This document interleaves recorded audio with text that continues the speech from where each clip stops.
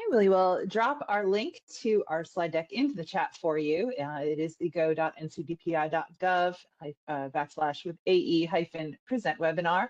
You can also see it there on the QR code should you wish to follow along. We will drop that link periodically throughout the presentation for those people that are attending or signing in a little bit.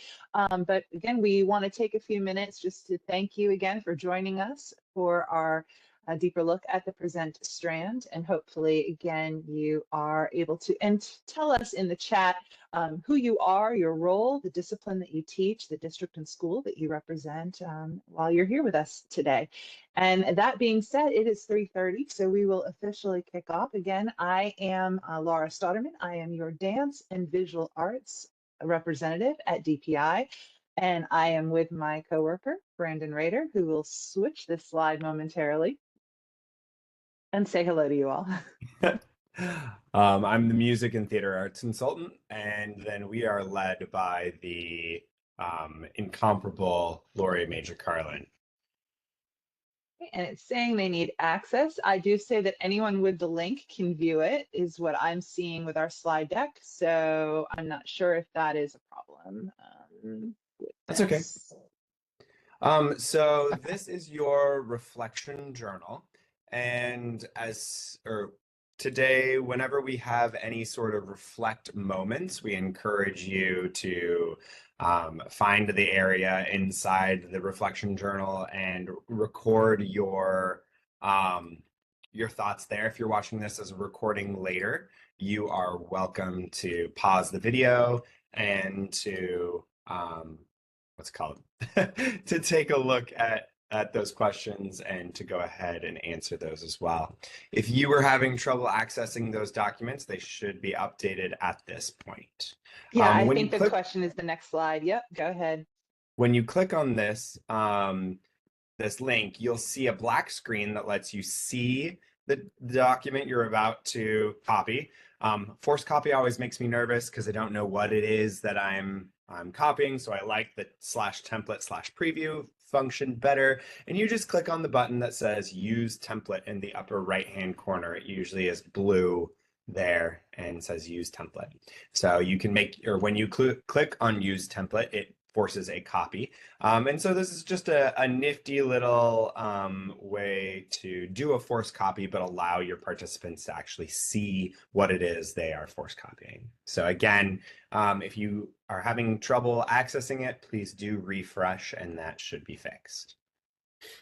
Fantastic. And again, we'll continue to drop the slide deck into the chat and perhaps even, Brandon, that document link as people are coming in late.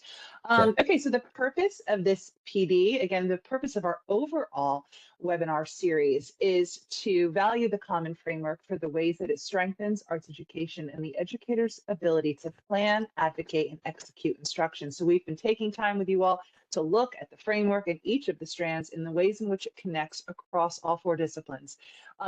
However, still going on, that this was most specific, I'm not there yet, Brandon, that this was most specific today, that we are here to assist in preparing educators to implement the present strand of the 2024 Arts Education Standards.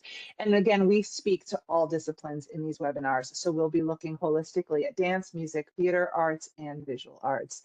And so our intended outcomes, we have a little mini lesson for you all, and that is going to dive deeper into, well, what is mastery of the objectives and what does this look like in practice? And then obviously to understand these essential questions and enduring understandings of the present objectives, what it's going to look like in the unpacking documents that we're currently building and will be providing to the field for implementation next year.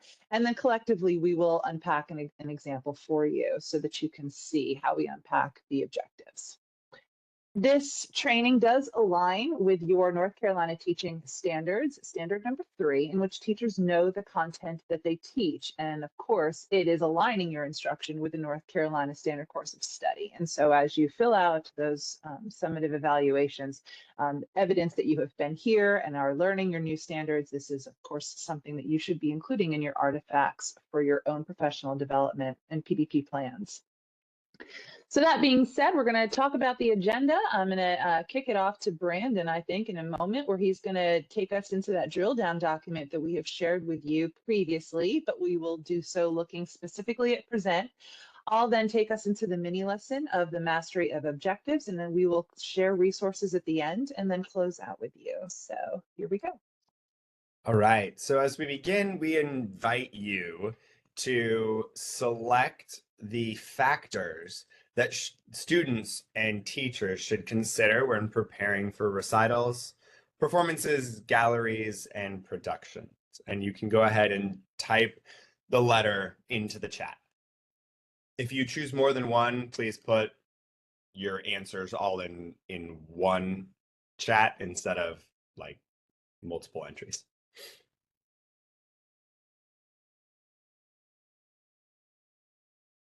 So you can use A, B, C, D, E, and or F.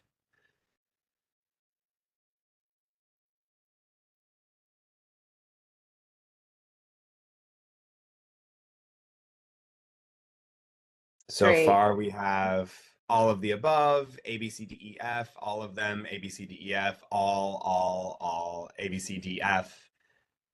Awesome. I think they got it. They did. These cover all of the portions that we talk about within the present strand. And so you'll see that there are 6 separate ideas here, and each of them are represented within the present strand. So not a single one of us has ever put on a presentation or a performance where we didn't at least think about these things, or maybe we should have thought about these things. And so each and every one of these is a portion of getting or putting together a presentation. Sometimes, historically, these haven't fallen to the students at all and have fallen on the teacher's shoulders. Sometimes they are part of a specific production crew.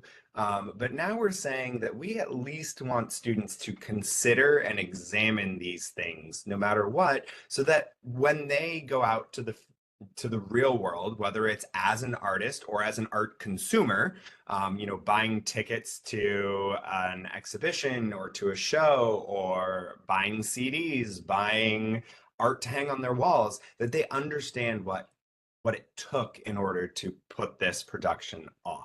And it's important that visual arts is represented in that conversation as well, because this does not only exist in the performance world, but also in visual art presentations and gallery shows and how they present themselves as artists to their communities. Yeah.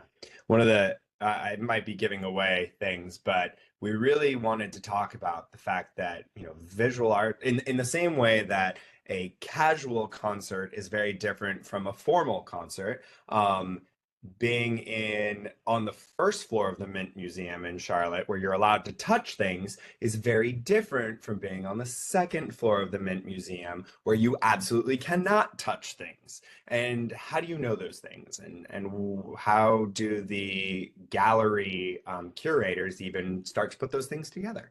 How do you message that to the audience? And so we should say right now that when we're talking about presenters, we're talking about performers, and we're talking about visual artists who present their work. When we're talking about audience members in this webinar, we're going to be talking about anyone who takes in art. And so an audience member could be someone seated at a dance recital or at a theater play or at a music performance, but it's also the person who walks through a gallery or is viewing visual art in any capacity as well. So now that we have, we want to take a little bit closer look now at what's actually in this artistic practice. So a reminder that our 4 artistic processes come from the national standards, and they're what artists do. They connect, they create, they present, and they respond to art. And as I just mentioned, these are the same 4 artistic processes from the National Core Art Standards. And they actually align really beautifully with what we already had in the essential standards. So we sort of took these four, or this idea of present, which yes, is sometimes called perform and sometimes is called produce in the national standard. Our teachers, our standards writers felt that present was holistically inclusive for all areas. And we took these areas of the standard course of study from the essential standards, and we recognize that there's beautiful alignment here. So it's not necessarily that we recreated the wheel, we're drawing from these areas of the essential standards. Our framework document, hopefully this is now the fourth time you've seen it. If you visit it at that URL or that QR code, you'll see our framework, and the disciplines are listed across the top with the strand, its definition and essential question there in the light blue box. Strand, artistic process, we're calling them both things. That's connect, create, present, and respond. And then we have the standard verb along the left-hand side, which is the first verb of the standard. And we have the standard text in yellow, or in white, excuse me. Anything that is discipline specific, you'll see highlighted differences in pink. So for example, in our PR, we see that present visual arts is different than perform works in the performing arts in PR1. We'll zoom in just a little bit closer here. These perform standards include students demonstrating and refining disciplinary skills from a variety of styles and cultures in the performing arts. And we see that verb change to presenting artworks in visual arts. The second verb is develop, and that standard includes all the background steps it takes to actually put on a performance or a presentation. It includes how do we choose works, how do we advertise for events, when we examine both presenter and audience behavior, and we set up the necessary production elements to have that successful presentation. So again, drilling down a little bit further, hopefully you're familiar with this drill down document. It's the third page of our framework document. We see this beautiful cyan table here, and that's that our present standard or artistic process says that we perform, produce, present, and develop my own and others' artistic ideas and work. So this should feel really familiar to the dance creation and performance and the dance movement skills, music literacy, both the theater communication and aesthetics, and the visual literacy strands. Within perform, we see two topics. The first one is to improve your technique by applying feedback. And that has the essential question of what steps can be taken for me to improve as an artist. This is where students refine the demonstration of their artistic skills through the application of feedback. The second through line in this standard is to perform or present artistic work for an audience. And that essential question is simply, how can skills be presented both formally and or informally to an audience with clarity and focus? We want to be very specific here that formal or informal is an important part of this through line, because it's not necessary for students to only be assessed and demonstrate mastery in a formal presentation in front of a large audience. The audience can be classmates. It could be that the setting is inside the class. It could be that the audience is the teacher and the setting is Flipgrid. It can be presented in a variety of ways. So we also really want to point out that just because this through line, the actual like doing the thing, is only 1/16 of the objectives that we're presenting, this does not mean that only 1/16 of your class time should be spent on students exploring, demonstrating, rehearsing, and doing this objective. Objectives are only kind of containers of knowledge, and they're not representative of how much time it takes for students to be able to show mastery of that objective, which Laura will definitely address later. So then we move to the second standard within present, which is to develop presentations. The first through line within this one, 2.1, is to identify the production needs of presentations. The guiding essential question here is, what does it take to actually put on a presentation or a performance? And all disciplines really have production elements that need to be put in place in order to have a successful presentation. So this might look like considering the lighting and the flow of people through a gallery. It might look like advertising that event, choosing which works should actually be featured, examining whether or not there needs to be a sound system and how much sound equipment needs to be present. What does lighting look like? What does ticketing look like? All of these sorts of considerations. The second through line for PR2 is to demonstrate audience and presenter etiquette, which is appropriate to the context of the presentation. And that essential question is, how does the venue and presentation formality influence meaning and performer or presenter and audience etiquette? We really want to emphasize that the behaviors which are appropriate to differing presentations and performances change based on the context of the art. Again, it's okay to touch art sometimes, and it is absolutely prohibited to touch art sometimes. It's okay to hoop and holler in the middle of a jazz concert when somebody's improvising, but that's not necessarily appropriate behavior when you are at Mahler's symphony, at the NC Symphony. So it's really important that we teach our students that there's not one set of appropriate behaviors, but that we can explore that in different ways. All right. So we're going to take a little look at what sort of information you might see in the unpacking documents. When you're taking a look at the objectives for PR 1.1, it might look like this. So PR 1.1 says what steps can be taken to improve as an artist. And the enduring understanding, the thing that we want kids to take away, is to know that artists improve by incorporating feedback into their artistic practice. Feedback is essential for improving. And what they're going to have to demonstrate are processes for implementing feedback and then actually doing the refinement of their skills and their works. When we're looking at PR 1.2, how can skills be presented formally or informally to an audience?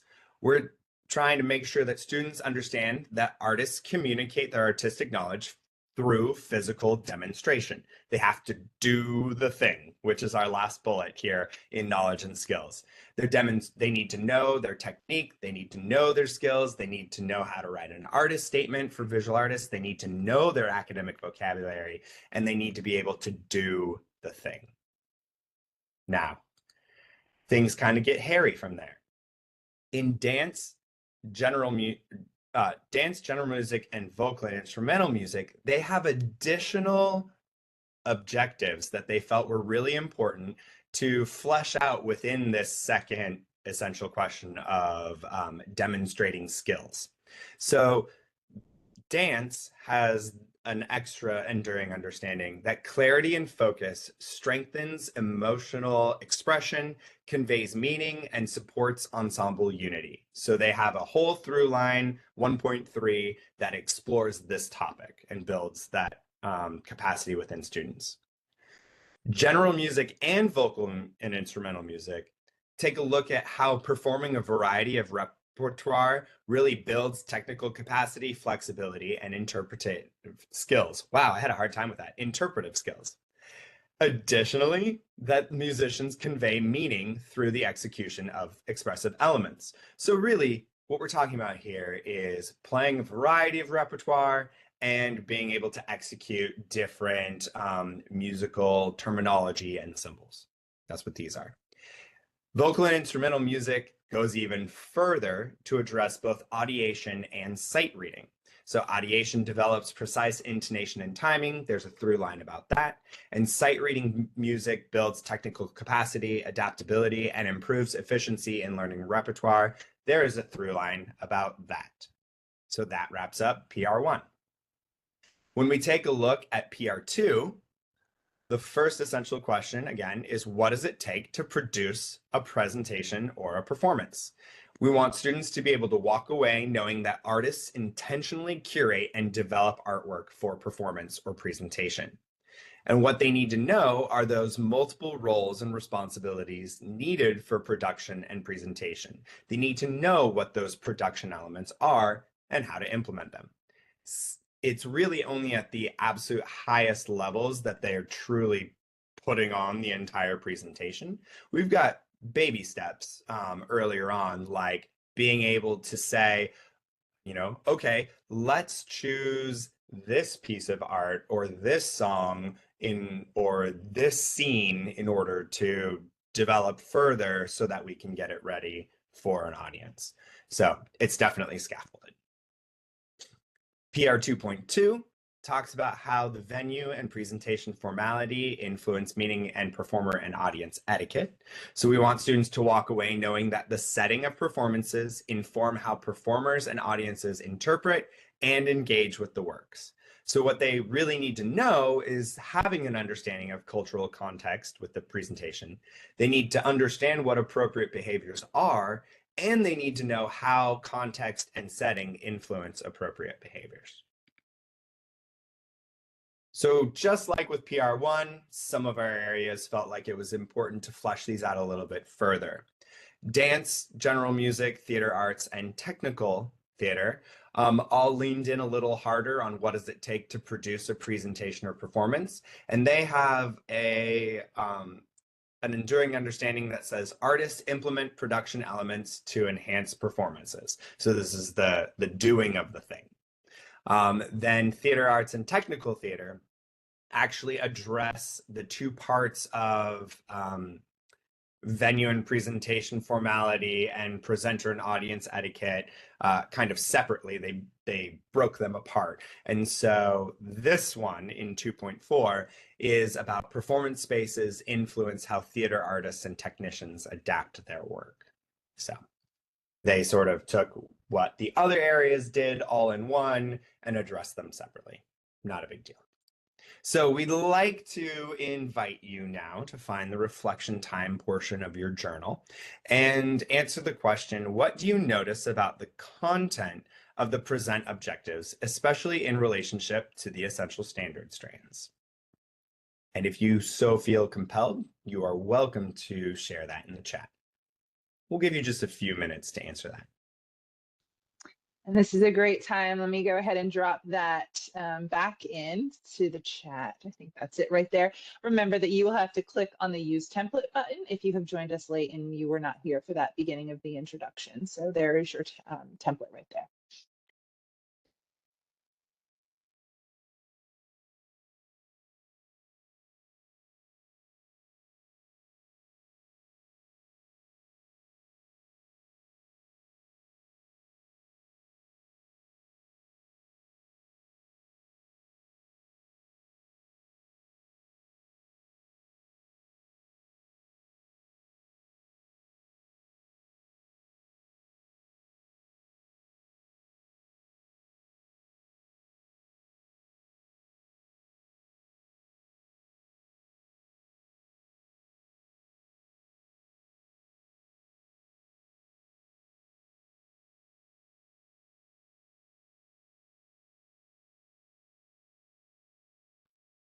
So we have one that says, I love the way the new standards leave space for different types of audiences. It provides more opportunity to meet the students where they are.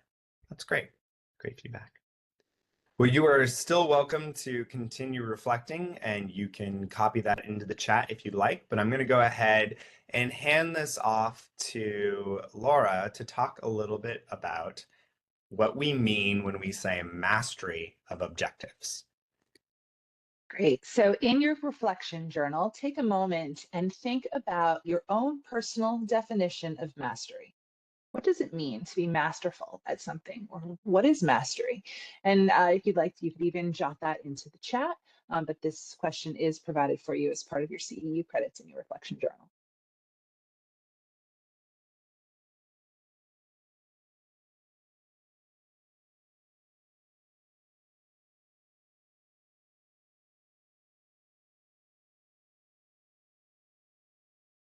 So we see one coming in that says a student's ability to understand and perform a task repeatedly without assistance.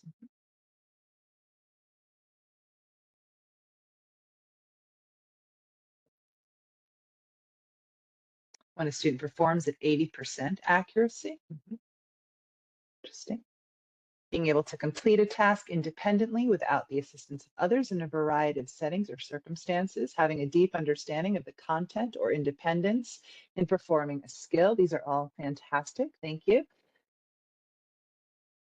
So we're going to, and really, again, I think with depending on the mindset that you're coming from, these prompts may or may not challenge some of your beliefs. So to be able to fully understand a task that they can help others, that's great. Okay, so go ahead and Brandon, if you can hit the next buttons, I do want you to take an examination of your reflection.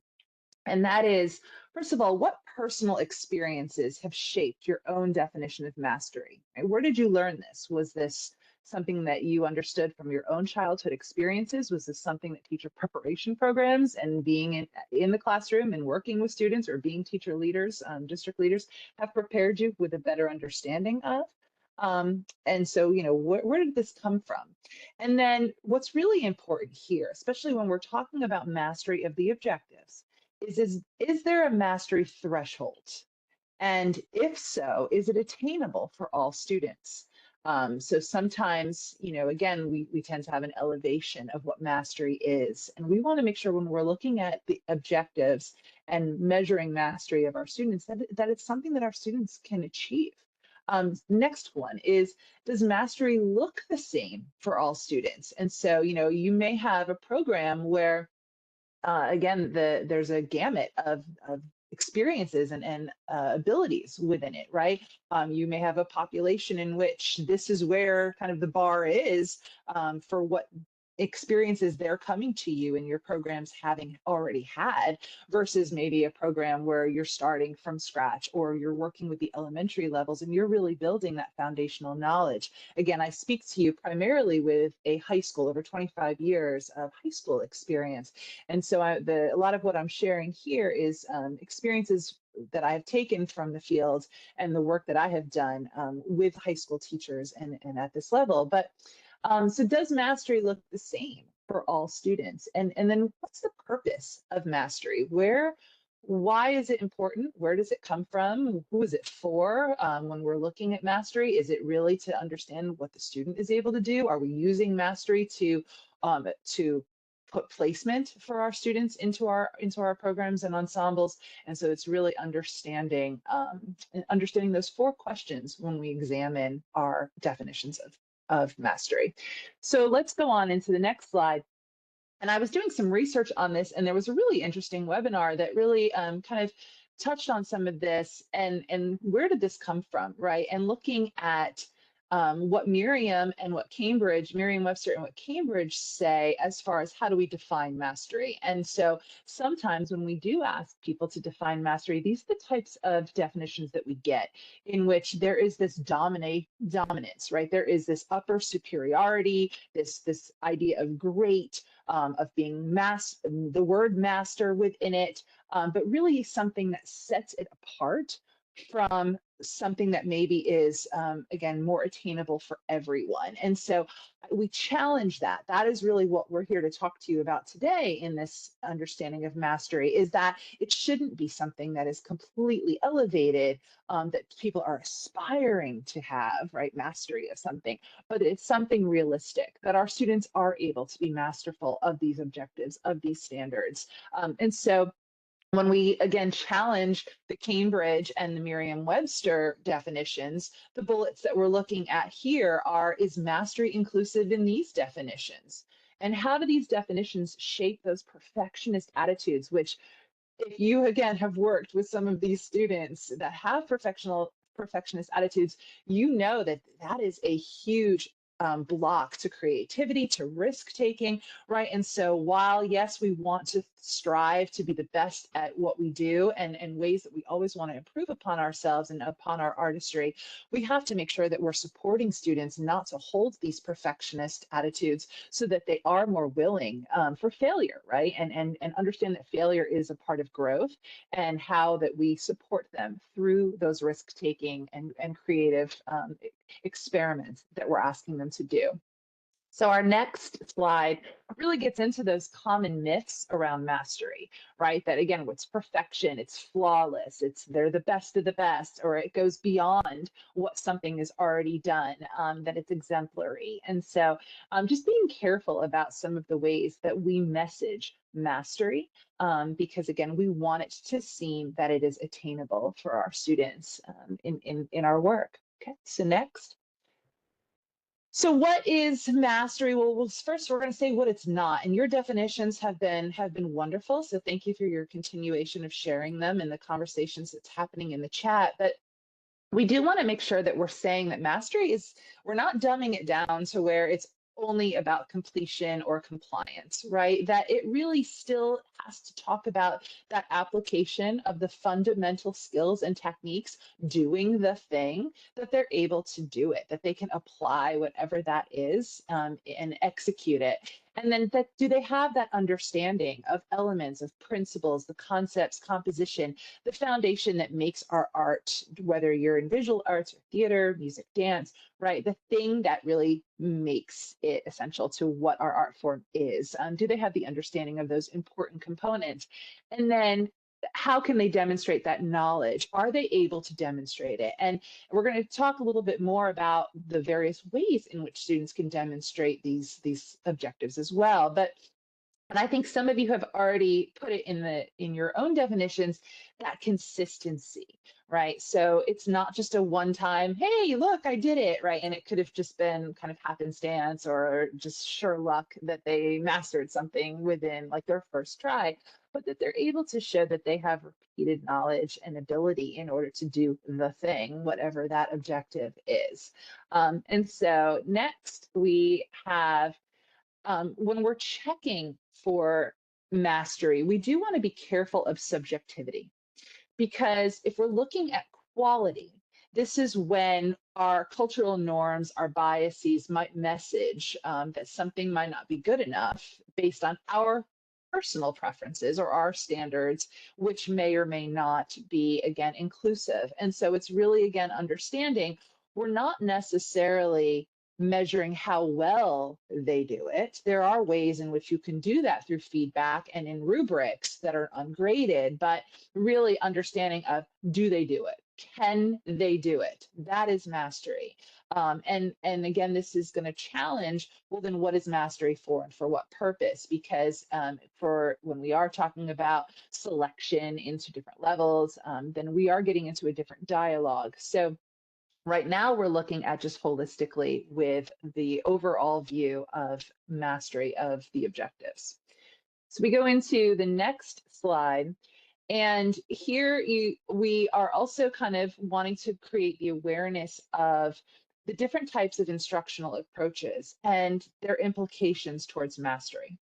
We understand that there are several programs, or even programs that at times have much more traditional teacher-centered approaches in instruction, right? It is do what the teacher is showing you, is showing you what to do. They're giving you the repertoire in which you are playing. They're telling you how to play it, whatever that may be, or perform it for even, choreography. And so understanding, however, the limitations that would come with that sometimes are that the teacher then is determining the what, the how, and the duration of time in which a student is able to demonstrate mastery in that particular task, because again, it is very calendared in that curriculum, right? And so thinking then a more progressive student-centered approach, ways in which we are offering students to continually to work on these objectives through very student-centered lens, projects that they're designing themselves, things that may have more ongoing feedback that they're able to continue revising and refining and maybe showing more towards the end of a semester in which they're able to show mastery, or the end of when they feel that they've attained that skill or that demonstration of that objective. And so it is just to kind of, again, put a flashlight on these different approaches. Again, not that one is, we're saying that we acknowledge that both exist, and that they have different challenges associated with them, but understand the implications that they lend towards mastery. So when we talk about understanding with what students need to know, we really want to make sure that with the criteria, with whatever the objective is, that it's clear. And so my next slide is looking specifically at the statement that it's hard to hit moving targets. And it's one of the things I love talking about assessment the most. And that really is that you can't just all of a sudden swing this thing around and students have no idea what that bullseye is, right? And so making sure that that bullseye is very clear from the get-go of whatever it is that we're teaching and wanting our students to master. And so those objectives, they're clear, they're measurable, they're attainable. There is that baseline that students understand, I can achieve this, I can do this. That criterion is shared in advance, right, of whatever the project or the work is, or whatever the lesson is that we're learning and doing. So students have, again, that clear visualization of what I'm supposed to do. And then understanding that a lot of times, especially in our larger ensembles, sometimes we we tend to lean towards group mastery. Like, am I hearing it from the whole, right? Am I seeing it from the entire ensemble? But we really want to make sure that we're taking time, and it doesn't have to be a large task. We find these very small ways, but we're finding ways that you can make sure that the individual is seen and heard, and you really know whether that student has mastery of whatever objective that you are teaching at that time, or that the student So, is working on. Go ahead. Laura, I'm going to jump in because there's been some interesting discussion in the chat, and I know what slides are next, so I feel like this is a good spot to. Perfect. Go ahead. Yeah, because I'm not speaking and reading, so I appreciate your insert. Go ahead. No problem. So there's, I think this slide really speaks to it, but there's a lot of discussion about still thinking about mastery as like that end point of like Right. being a master at something.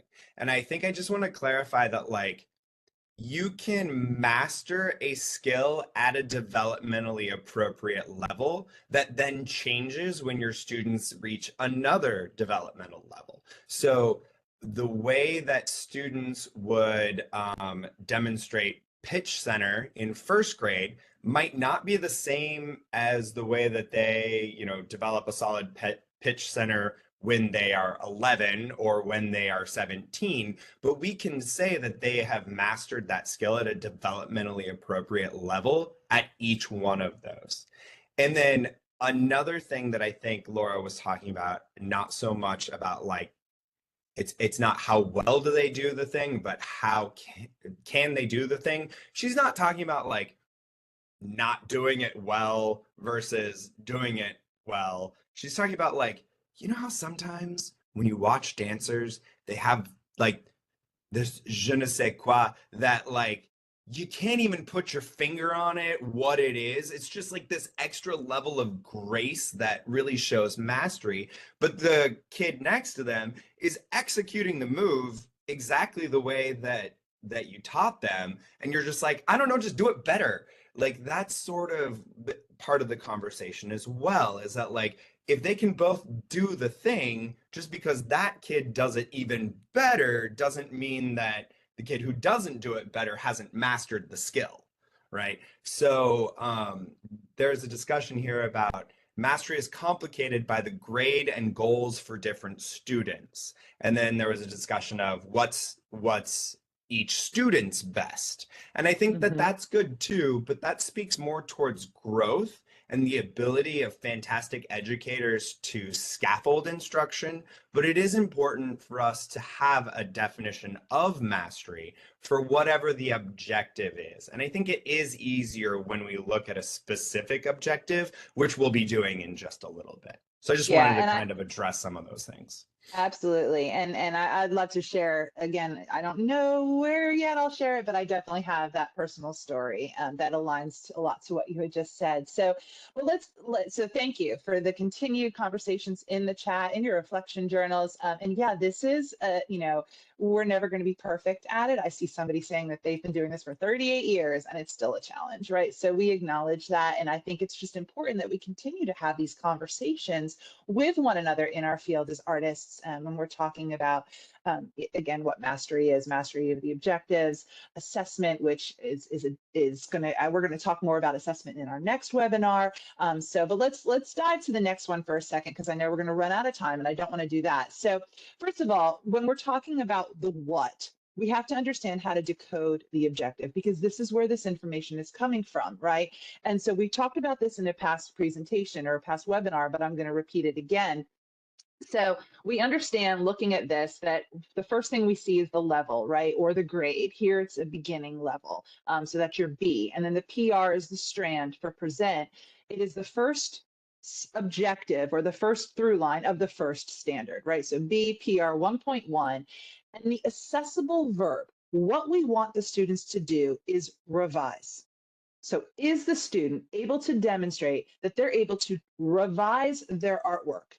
Now, we're not saying they're going to turn it into, a Michelangelo, right? But all of a sudden, they have been able to take it from A to B. Maybe they've gone A to K, maybe they've gone A to Z, but they've done a revision of something.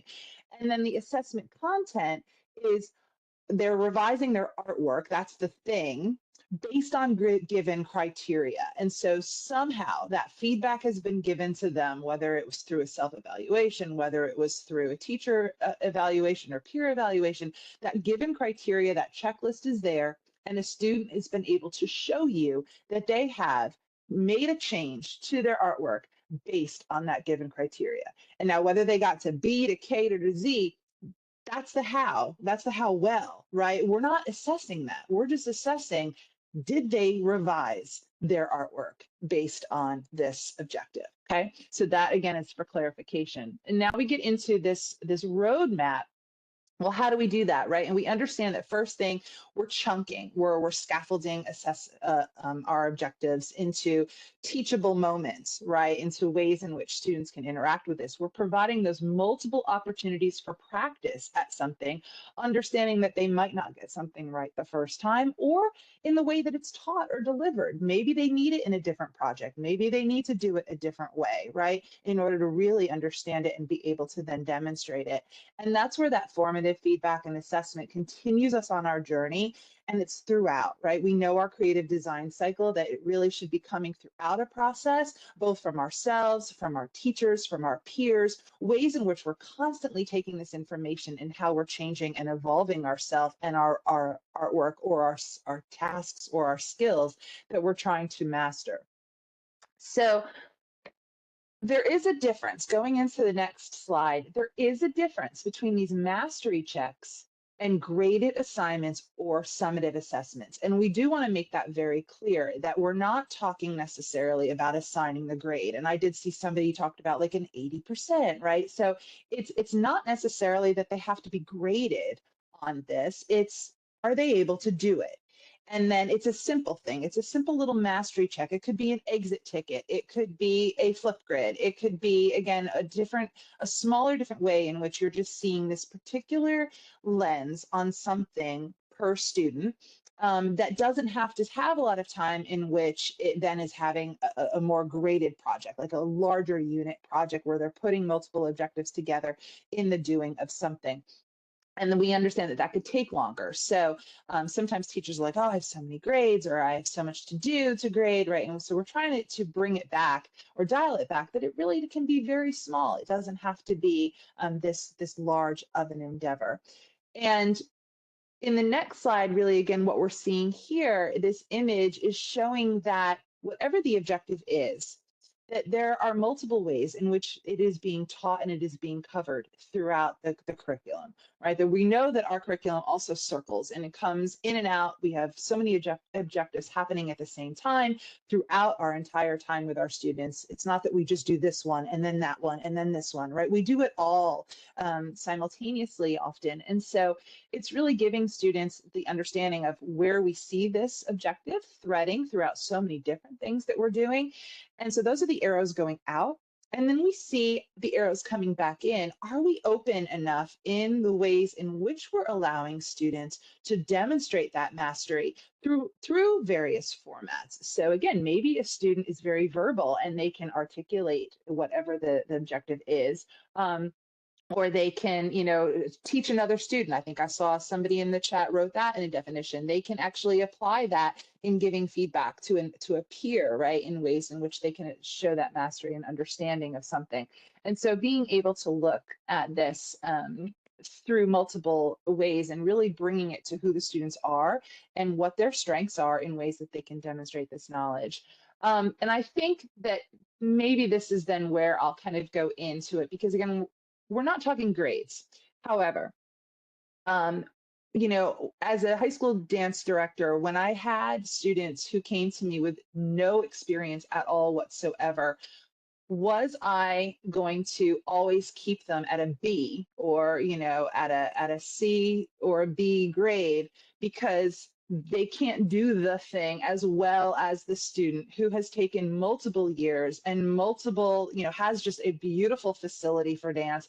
And even if they were still in some novice level, they still just had a skill that was like, oh my God, they're it, right? And so does that kid always get the A? And then my other student who is always attending class works their tail off, does all of the things, but will never, or at least not, within a number of years, it would take years for them to catch up to the student who is doing it at this level. Does this kid never get a chance to earn that same grade?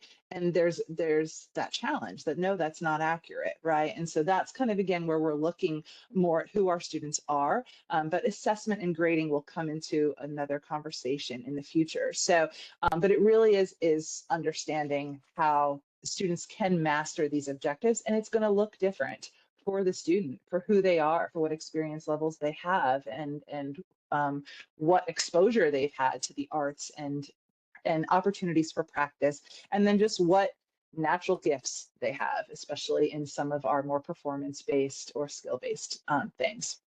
I know I So, shouldn't, but I'm going to jump in and just make a connection of last webinar. We talked about taxonomies. And so we really talked about how create and present are in the psychomotor domain. So if we see 6 opportunities here to demonstrate mastery, if the kid isn't able to demonstrate mastery the first 5 times, but then all of a sudden it clicks and they go, oh, I get it. And they demonstrate mastery on that 6th time, that's not 80% of the time that they have shown that they can demonstrate mastery, which I know isn't the same as like the comments earlier about 80% mastery, but like those are some of the things we have to examine: is the age of our students, the gross motor skill development, the fine motor skill development, and just like where they are in their physicality journey in life. And like once they get it, and that's not the same for everybody. So go ahead. right. Sure. So our alignment, again, we look at, especially when we get into high school level, you have the beginning, your intermediate. Remember that our proficient level has been changed to now be called accomplished. Oh, that's wrong. That should say accomplished and advanced. Let's go ahead and we'll make that change. So these are inherently honors. And so we want another challenge then is, will a student ever, like, when I talked about this one girl that I had, like, would she never get up to an honors level course? Like, no, she's mastering these objectives at a level that she's able to do, and therefore can come up into receiving our arts courses or earning arts courses for honors. But her mastery is always going to look different than the student who, again, has had years and years of training, right? And so We have a whole webinar on stacking, and that's actually like coming up in the next 2 slides, because we know that with 4 levels, especially in the high school level, there's a challenge. Next slide, if he's taking us there, where we only teach 3 classes a day if you're on block scheduling, and we know that a lot of times you're the only teacher teaching, right? Maybe visual arts has a few in their on staff, but technically or typically you're the only person at your school, and you can only then deliver 3 periods of the day. And so what could that look like? Again, a whole different webinar on stacking, and this is now for placement. This is, again, a different conversation, which is another webinar that we'll eventually do, right? But some of the options might be that you lump your beginners and your intermediates together in one period, and then you have maybe your accomplished and advanced honors, but maybe they're at like a junior level company, or just not as, not as technically strong, and then you're really focusing on those who have better presentation skills, right, and the technical skills, and they could be in your higher level of like a level 2, if you would, or you have beginner and you've put your intermediate and your accomplished together, so that they have them within one stacked class, and then you still have your advanced class. So again, every program is going to be different. And this conversation is really mostly for high school level, so we won't take too much more time on it. And a different webinar will be forthcoming. It's going to look differently in every program, and it's going to depend on who your students are and what they have, what they're coming to you with, and what your program emphasizes. So this kind of, again, new reflection time in this for your journal.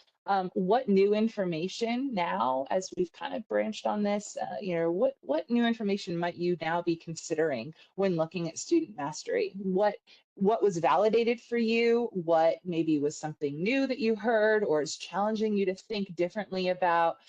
And how we're able to understand mastery. And with that, again, you can throw it in the chat if there's time, but we are running kind of short. I took longer than I should have probably. So please fill that out in your journal, and let's go ahead and move on forward if we can. No problem at all. It's an important conversation, especially with our mastery-based standards.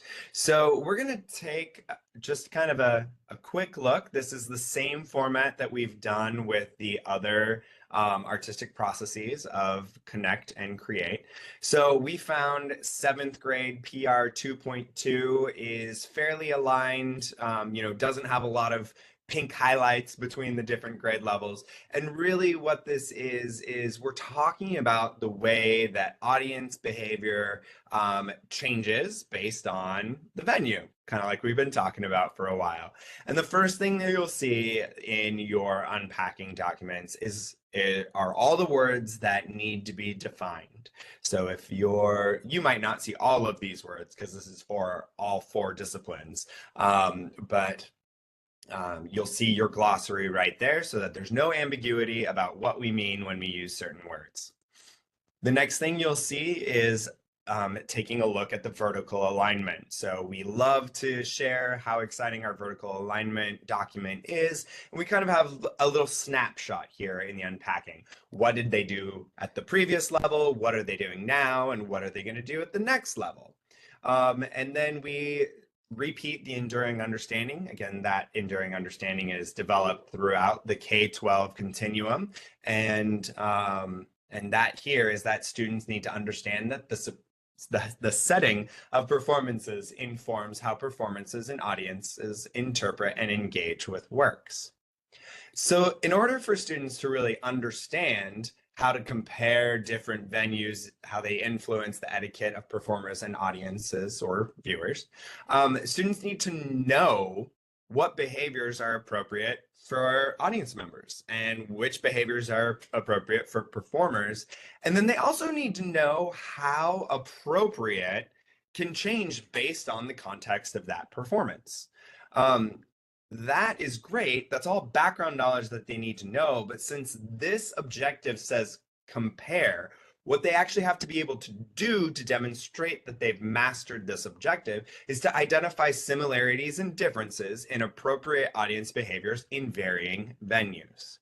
So then Laura's going to talk about Right. So assessment. now we're talking again, what is the mastery going to look like, right? And so The comparison is what we're asking students to do. And an assessment example might be that students are assigned to venues, that they have to compare their audience and performer etiquette in a Venn diagram, right? And this again is more of a formative assessment, just a quick little check. And there should be at least, let's say there's at least 3 similarities and 2 differences, and have the students share with a partner or with the class. So again, just a way that you can assess whether or not they can compare and contrast those similarities and differences. So our next one, so then what remains for the teacher? And again, this is what our unpacking documents look like. And so we want our teacher to understand then they're still going to have to write their own lesson objectives. They're going to have to create those formative assessments. They're going to have to choose classroom activities that support the lesson objectives and really kind of create that learning map. Like, how does this fall into the calendar and into the curriculum? So of all of our unpacking resources, or these documents, I guess, that we are building for you that show you the key knowledge and skills, the enduring understanding, the sample assessments, what do you feel are going to be the most helpful coming forward in helping you to understand how to unpack these objectives? Let's take a moment, and you can put that into the chat, or well, yes, you can put that into the chat, but definitely in your reflection journal if you are submitting this for your CEU credit.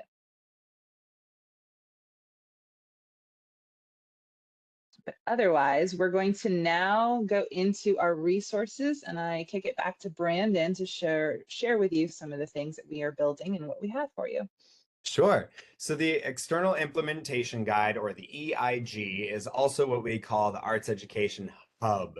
And so this hub is the home for all things that you need. Again, if you know other folks who teach other subjects, or if you also teach other subjects, or if you oversee people who also teach other subjects, every discipline has their own external implementation guide. So math, science, reading, or I guess ELA, world languages, they all have their own hub. And in all of them, you'll find everything about the standard course of study and the crosswalks. We've got our vertical alignment documents, our glossaries, our music skills appendix, and then also our horizontal alignment documents are there as well. And so we love to, just see which resource might be more or most exciting to you, which one you feel like you're going to lean into the most to teach these objectives. I know as a music teacher, I would definitely lean in on that music skills appendix because it tells me exactly what pitch, rhythm, dynamics, form I'm going to teach at every single grade level. So that would be me. We are going to just go ahead and cruise right along so that we stick to our time and respect your time. All right, so we know that this has been a lot of information. We'll take some questions at the end, but going ahead and just leaving you with some of the final things. So we do have our installation timeline. This is where we have our dates available to you, letting you know what we're doing, when we're doing it. Don't forget that our upcoming regional trainings are about to come out starting in January, in which we're inviting district leaders and their 4-man teams of teachers who lead the PLC work, who can help within the disciplines that are offered in their districts for next year. So we do hope that you are learning about those and registering. Our next one, of course, is this webinar series. We have one more to go. And so don't forget that this document here will link to all of our archived videos and reflection journals so that teachers can continue to watch this for CEU credits. So we hope that you are continuing to push this slide out to them. But then also to join us, mark your calendars for our January 9th date when we will do our last of this series, and we'll talk more about assessment. The graded assessment and feedback in Respond. And then finally, if you are not getting our updates, this is the year to make sure that you are looking for them in your spam and your other folders, and read our bulletins that come out once a month. We have Setting the Standard. We have an all stakeholder like arts education subscription that talks about all the things happening in the state, and our district leaders have one specifically for their leadership. So please make sure that you are signing up to our newsletters and taking time each month to see what's new and what's happening. So Q&A time. What questions? We only have but a few moments, so any driving questions, we'd love to have them in the chat. Yes, you're right. 5 folks, 4 they're leaders and 4 people. Any questions that we've talked about? I'm sure there are all the questions.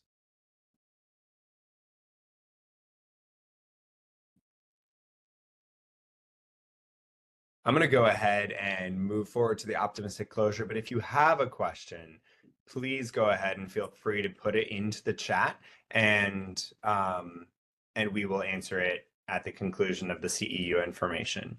So in the optimistic closure here, this is one of my favorites, but I'm a bit of a card shark. So what are some gems of wisdom gathered from people or content in this meeting for diamonds? Something from the heart. How do you feel now? What new ideas might you have dug up is the spades, and then the clubs, pretending it's a clover. What idea, thought, or point of view grew for you during this presentation? And you can go ahead and just say, diamond and what it is in the chat if you so choose, or you can answer just simply in your reflection journal.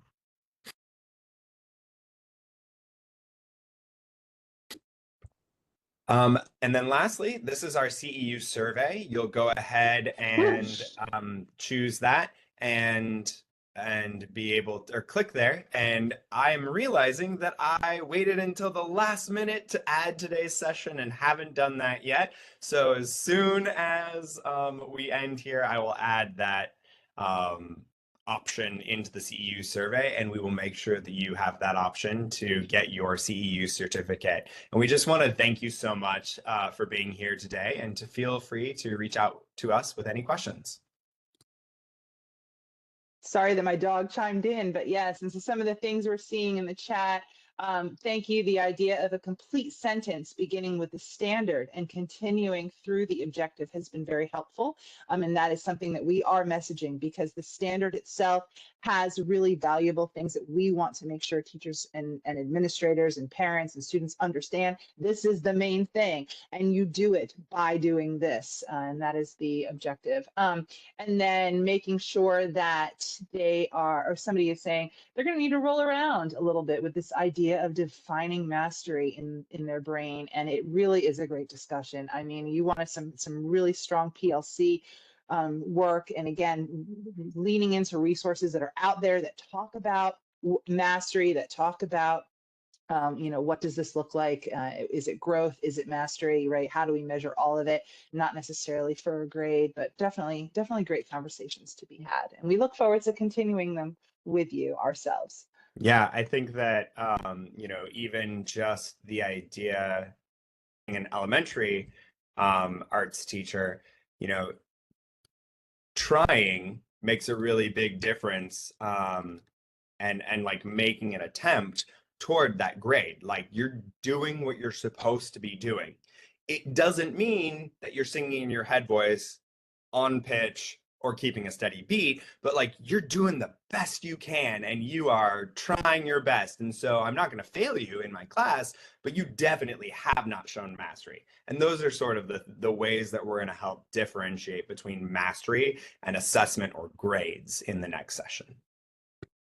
So remember that you do link this reflection journal into the CEU credit form, and that is how you will get your CEU credits. So if you're watching at home or if you've joined us today, again, thank you very much for being with us. We love connecting with you. We love supporting you and your work. Reach out to us as you have questions or needs, as we are trying to make ourselves as accessible to you all, whether you are a teacher, a district leader, an administrator, whoever you may be, an arts aficionado. We love you and are here for you. So thank you very much. And the survey has been updated.